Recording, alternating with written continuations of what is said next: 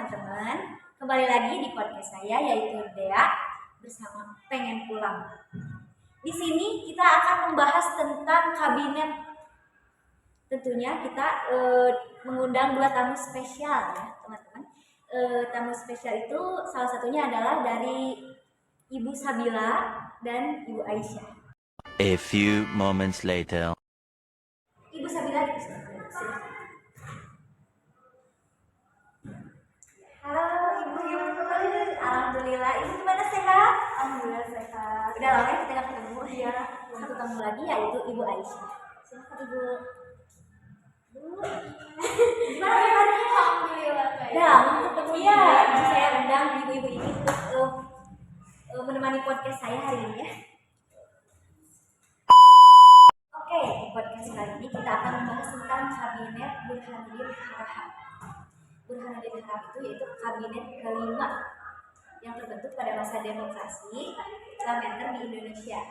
Terus kapan nih awal mulanya kabinet ini dibentuk?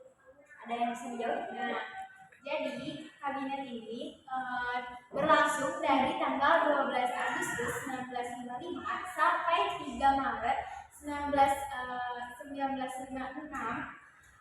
Kabinet ini juga disebut sebagai kabinet nasional karena terdiri dari 13 partai dan didomisikan oleh Partai Masyumi. Oh ya, ada yang bilang juga tuh tentang kabinet Burhanuddin Harahap itu punya program kerja. Tentunya program kerja apa saja dan ini benar gak sih? Emang benar ada program kerjanya itu kan meliputi penyelenggaraan pemilihan umum pertama, penyelesaian penyelenggara, sama penanggulangan pemberontakan DI. Tapi kabinet itu juga menghadapi berbagai tantangan sama kritik yang akhirnya menyebabkan perjalanan. Terus gimana nih awalnya ada kabinet Burhanuddin Harahap? Nah, terjadinya ada kabinet Burhanuddin Harahap tuh kan di situ ada wakil presiden. Nah, namanya tuh kayak namanya tuh Muhammad Hatta. Dia tuh nunjuk 3 orang buat jadi anggota kabinet itu. Nah, mereka tuh gak mau. Akhirnya mereka juga nunjuk Muhammad Hatta. Dia juga gak mau. Terus dia gak mau karena karena si Muhammad Hatta terus jadi wakil presiden. Terus kan masa sih kayak wakil presiden jadi anggota gitu, jadi anggota partai itu mungkin. Akhirnya dia nunjuk Burhanuddin Harahap. Awalnya Burhanuddin Harahap juga menolak, cuman karena ada dorongan dari banyak partai, akhirnya dia mau menyanggupi jadi anggota partai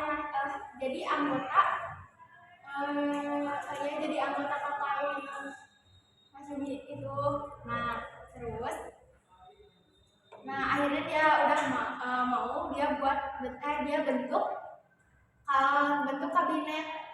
kabinet itu yang terdiri dari 20 menteri dan 13 partai politik. Tadi kan ada yang dibicarakan Ibu Aisyah, ada tentang partai yang mendukung Burhanuddin Harahap ini. Apa aja sih itu partai-partai tersebut? Ada partai PNI, NU, sama PSI juga. Kan kita udah tahu nih awalnya, terus kan tadi ada faktor-faktor apa aja sih yang menjatuhkan kabinet ini? Faktornya itu ada perselisihan nih antara koalisi, terutama antara Masyumi sama PNI. Iya.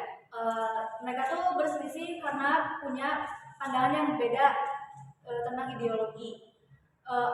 Terus ada tuntutan dari beberapa daerah buat dapat otonomi yang luas kayak Sumatera Utara, Selatan, terus sama Sulawesi juga. Tuntutannya tuh didukung sama anggota DPR dari partai-partai oposisi.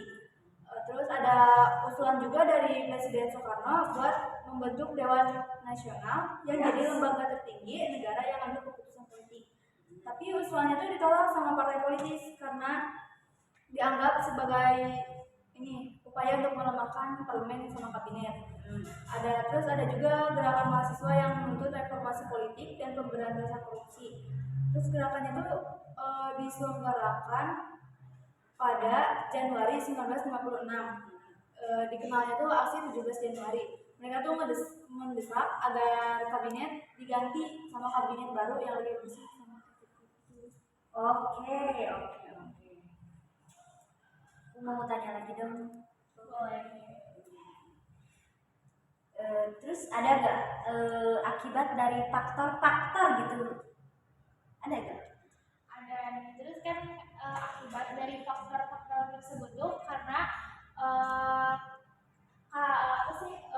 kabinet Baharudin Harahap tuh kehilangan dukungan dari Burhanuddin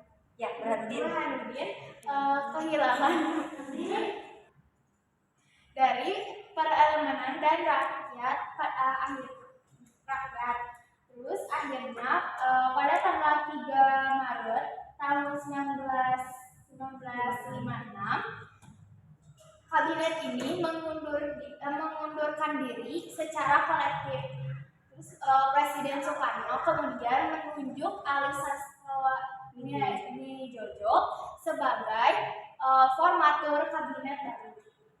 Oke, kan udah ya semuanya mengemukakan semua pendapat-pendapat. Pasti kan dibalik semuanya itu pasti ada apa itu namanya keberhasilannya juga dari kabinet tersebut.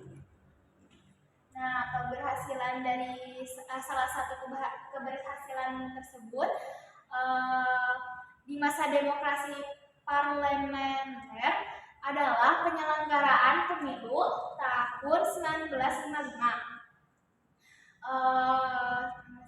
Pemilu 1955 merupakan pemilu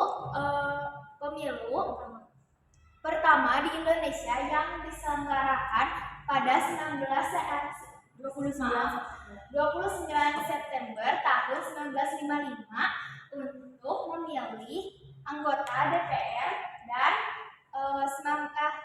tanggal 15 Desember tahun 1955 untuk memilih anggota Dewan Konstituan.